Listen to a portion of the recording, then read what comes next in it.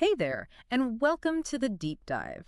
So glad you're joining us today, ready to dig in some really fascinating stuff. We are. We're looking at something that's, well, absolutely central to all of our lives. Yeah. Money. Right. But we're definitely not going to be wading through spreadsheets or, complex formulas today. This deep dive is all about the psychology of money. Exactly. And the core idea we're exploring here, which feels a bit counterintuitive maybe, is that doing well with money, it might not really be about your IQ or how many fancy degrees you have. It's actually way more about how you behave with it. Yeah, and our source material for this is from Morgan Housel's book, The Psychology of Money. We're looking at some excerpts, and it's just packed with insights that can, I think, genuinely shift how you think about wealth. So our mission today is basically to unpack the most important nuggets from these pages. We're looking for those surprising facts, those aha moments, and just trying to figure out what it all means for you, navigating your own financial world. And Housel, he really wastes no time getting to a core premise, that success with money, it feels less like a hard science with strict rules Right. and much more like a skill, a soft skill, really, Yeah. deeply influenced by psychology and, well, human behavior. Okay, so let's unpack this. The central argument the book presents is pretty striking, I think. It is. It's that your actual financial outcomes are driven more by how you behave with money, like your habits, your mindset, your emotional responses, than by your intelligence or even, say, formal financial education. And he backs this up with some incredible sort of stark real-world contrasts that are hard to ignore. Like that first story. Right. The story of this technology executive, I mean, by all traditional measures, absolutely brilliant, designed and patented key tech, started and sold multiple successful companies, all in his 20s. Wildly intelligent, wildly successful early on, no question. But his behavior with money, Housel describes it as a mix of insecurity and childish stupidity. Which is quite a phrase. It is. We're talking carrying literal bricks of cash around, loudly showing it off. Apparently, he even threw $1,000 gold coins into the ocean just for fun. Just threw them. Yeah. And there's this one anecdote where he got absolutely furious about having to pay like $500 to replace a broken lamp in a hotel room. Okay. And eventually just threw $5,000 cash at the manager in a fit. Yeah. Just pure rage and ego, it sounds like. So you have to wonder, like Housel does, how long can that kind of behavior actually sustain wealth? Well, the answer was not long at all. Despite all his brilliance, all that early success, this executive eventually went completely broke. Completely broke. Now, get ready for a total 180, a complete contrast. Yeah. Think about the story of Ronald Read. The book describes him as an American philanthropist, investor, janitor, and gas station attendant. Quite the combination. Isn't it? Lived an incredibly modest, low-key life up in Vermont. He was the first person in his family to even finish high school and apparently had to hitchhike to get there every day. Worked at a gas station for 25 years, then swept floors at JCPenney for 17. So really humble jobs. Totally. Bought a simple $12,000 two-bedroom house when he was 38 and just stayed there his entire life. But his financial picture at the end, that's the shocker. It really is. When he died at 92, this janitor and gas station attendant had a net worth exceeding $8 million. $8 million. And he left it almost entirely to a local hospital and library. No big secret, no lottery win, no massive inheritance. So how did he do it? Well, Housel explains it very simply. Reed saved whatever small amount he could consistently throughout his life, and he invested it patiently in blue chip stocks. Then he just waited. Just waited for decades, allowing the power of compounding to turn these tiny, consistent savings into, well, over $8 million. It's incredible. And just to really hammer the point home, Housel throws in another contrast. Richard Fuscone. Ah, yes, the executive. Right. Harvard-educated, a Merrill Lynch executive, praised for his financial smarts, retired early, borrowed heavily to build this massive, expensive home with huge upkeep costs. You can see where this is going. Yep. Went bankrupt during the 2008 financial crisis. Yeah. Wiped out. Okay, so here's where it gets really interesting, the conclusion Housel draws. Yeah. He basically says, look, Ronald Read had patience, Richard Fuscone had greed. And that behavioral difference... Patience versus greed. Exactly. It completely overshadowed the massive gap in their education, their intelligence, their professional experience. It really makes you see that financial success isn't like, I don't know, brain surgery or bridge building. Right, where formal training is absolutely essential and pretty much guarantees a certain level of competence. Yeah, you don't want an untrained person doing surgery. But with money, it seems different. It's more of a soft skill. And this soft skill, the psychology piece, it's so often overlooked, isn't it? Totally. The book notes that finance is typically taught like physics. You Mhm. know, lots of rules, formulas, put data in, get an answer. Save X%, invest in Y, historical correlations are Z. The math seems straightforward. Right, you learn the rules, but knowing the mathematical rule tells you absolutely nothing about what's going on inside your head Right. when you're actually trying to follow it. Especially when things get scary in the market or maybe too exciting. Precisely. People's real financial behavior is driven by messy things, like emotions, personal histories, unique experiences, things that aren't captured in any formula. That's pure psychology at work. So this incredible contrast between what we think should matter most, like intelligence and education, and what these stories show actually mattered, which is behavior. It leads to a really key insight, I think, into why people make financial choices that, frankly, might look completely baffling or even just plain wrong to someone else. And that brings us neatly to this powerful idea Housel explores in the chapter titled, No One's Crazy. Right. The core premise is basically this.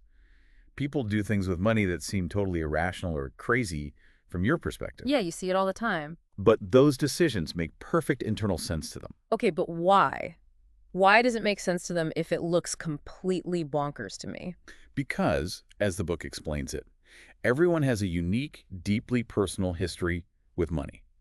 It's not just about, say, whether they grew up rich or poor, but when they grew up, their generation, the economy they were born into, the job market they faced, the values their parents taught them, the specific financial ups and downs they saw firsthand. It's a whole cocktail of personal experience, really. Exactly. Yeah. And it's kind of mind-boggling when you stop and think about it. Your personal experiences with money, no matter how dramatic they felt to you at the time, Yeah. they're actually just a tiny, tiny fraction of everything that's ever happened in the financial world. Yep. Housel puts a number on it, like 0.0000001% of global financial history. That's small. Wow. But even though it's this minuscule sliver of reality, that sliver forms something like, he estimates, maybe 80% of your personal view on how money and the world actually works. So your tiny window shapes almost your entire outlook. Pretty much. And this is why two equally intelligent people can look at the exact same financial situation or the same investment opportunity and come to completely opposite conclusions. Because they've lived through different financial worlds, essentially. Exactly. Worlds that felt equally real and persuasive to them. Like someone who grew up in poverty versus someone who grew up wealthy. Yeah. Their fundamental view on risk and reward, it's just going to be wired differently, isn't it? Absolutely. Or think about experiencing really high inflation versus experiencing decades of stable prices. That's going to shape completely different ideas about, say, the value of saving or the point of owning bonds. Right. Or someone who went through painful market crashes personally, maybe lost a lot of money. Yeah. They'll feel very differently about investing compared to someone whose formative years only saw markets going up and up. Housel even contrasts the millions who lived through the absolute trauma of the Great Depression versus someone like JFK, whose wealthy family's fortune actually grew during that period. He apparently only encountered the concept of the Depression by reading about it later at Harvard. Totally different lenses on the same historical event. Completely. Yeah. And the book cites research by economists Ulrich Malmendier and Stefan Nagel, Okay. which specifically found that people's long-term investment decisions are strongly anchored to their financial experiences, especially those happening early in their adult lives. So what you live through when you're young really sticks with you financially. It seems so. If you live through high inflation early on, you tend to invest less in bonds later in life. If you experienced strong stock market gains when you were young, you're more likely to invest heavily in stocks as an adult. And this isn't necessarily about being sophisticated or smart. Not primarily, no. It seems rooted in that personal history, that dumb luck, as Housel calls it, of simply when and where you happen to be born. He uses some really dramatic data points to show just how different those lived experiences can be, right? Oh, absolutely. Imagine someone born in 1970. By the time they were in their teens and 20s, the S&P 500 increased nearly tenfold, even after adjusting for inflation. 10 times. That's an incredible boom right when you're forming your views on investing. Right. Now, picture someone born just 20 years earlier in 1950. During their teens and 20s, the stock market, adjusted for inflation, literally went Nowhere. Nowhere. Zero gain. Zero net gain over 2 whole decades. So you've got two equally smart people, same country, but their foundational experience of how the stock market works is based on wildly different realities just because of their birth year. That's a huge difference in perspective baked right in. It is. Or look at inflation. If you were born in America in the 1960s, prices more than tripled during your teens and 20s. You might remember gas lines feeling your paycheck shrink in real time. Yeah, that would definitely leave a mark. But if you were born in the 1990s, inflation has been relatively low and stable your entire life. It might not even register as a major financial threat to you at all. You might barely think about it. And unemployment rates, too, they vary massively, don't they? Not just nationally, but for specific groups. Exactly. Think young black men without degrees versus, say, older white women with college degrees. Or the economic reality of someone living in post-WWII Germany or Japan, where local markets were just wiped out. Compared to someone in the booming U.S. economy at the same time. Right. So what becomes really clear is that given these vastly different financial worlds people inhabit through their experiences, it's frankly illogical to expect everyone to think the same way about money. Or trust the same advice or agree on what risks are worth taking. Or even agree on what's likely to happen next. Their perspective is just shaped by their unique reality. He includes that really powerful non-financial example too, doesn't he? About the Foxconn factories. Yeah, the common Western outrage over conditions there. We see sweatshops, understandably. But then he shares a comment from a worker's nephew, who basically says, look, for his aunt, that job, despite its hardships, was a significant improvement over her previous life, which might have involved something like prostitution. Wow. That's stark. It is. And it's a potent reminder that different experiences lead to wildly different, yet internally rational views, even on things that seem black and white from the outside. So applying that back to money, every single financial decision someone makes, it actually makes perfect sense to that person in that specific moment. Exactly.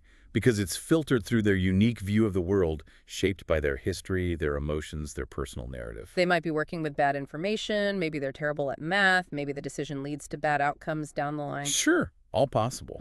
But the logic is justified to them based on their lived experience. The lottery ticket example Housel uses is just a perfect illustration of this, I think. It really is. Americans spend an absolutely huge amount on lottery tickets, more than on movies, video games, music, sports tickets, and books combined. That's staggering. And who buys them the most? Primarily low-income households, spending something like 4 times more than higher-income groups. And often these are the same people who, Housel points out, might not even have $400 saved for an emergency. So from the outside, that looks incredibly crazy, right? Why spend scarce money on something with such terrible odds when you can't afford basic security? Exactly. But Housel urges you to strain to understand the underlying reasoning.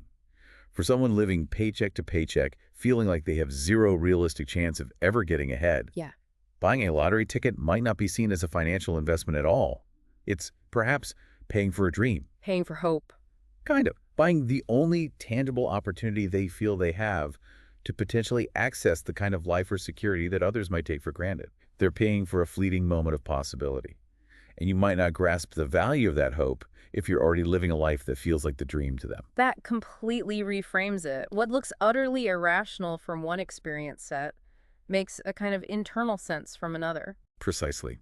And beyond our unique personal histories shaping our views in these profound ways, there's another really big reason why navigating money feels so difficult, and why people often struggle or make what seem like missteps. Okay, what's that? It's that many of the fundamental financial concepts and systems we operate within today are surprisingly incredibly young. Young, like saving for retirement. You think of that as ancient wisdom. You'd think so, right? But before World War II, the general expectation in America was that most people just worked until they died. Really? Yeah.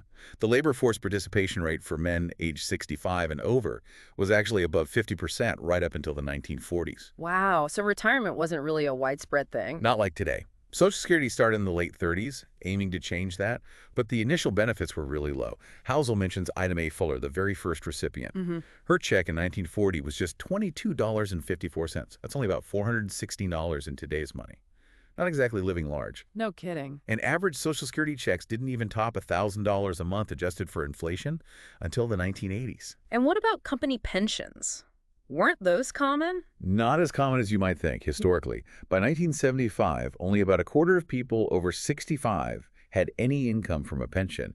And even then, that income only provided around 15% of their total money. Okay, so here's where it gets really interesting then. The whole idea that everyone should aim for a dignified retirement, Right. and that the main way to get there is by saving and investing your own money consistently over decades. Yeah. That concept only truly became mainstream, widely expected in the 1980s. The 80s, that's really recent in the grand scheme of things. It is. Think about the age of the tools we use. The 401k, which is the absolute bedrock of retirement savings for millions of Americans. Yeah. It didn't even exist until 1978. 78. Okay. And the Roth IRA, even younger. It was only created in 1998. 1998. Wow. The Roth IRA is like barely old enough to drink, using Housel's analogy. Exactly. So if you consider how incredibly new these core concepts and tools for personal retirement saving are, less than 50 years old for the 401k, just over 20 for the Roth, is it really any wonder that people collectively struggle with retirement planning? Or make decisions that seem suboptimal to those who've maybe studied it or been doing it longer? That's a great point. We are, as a society, fundamentally newbies at this whole game. This game of saving tens of thousands, hundreds of thousands, maybe millions of our own dollars for potentially 20 or 30 years of not working.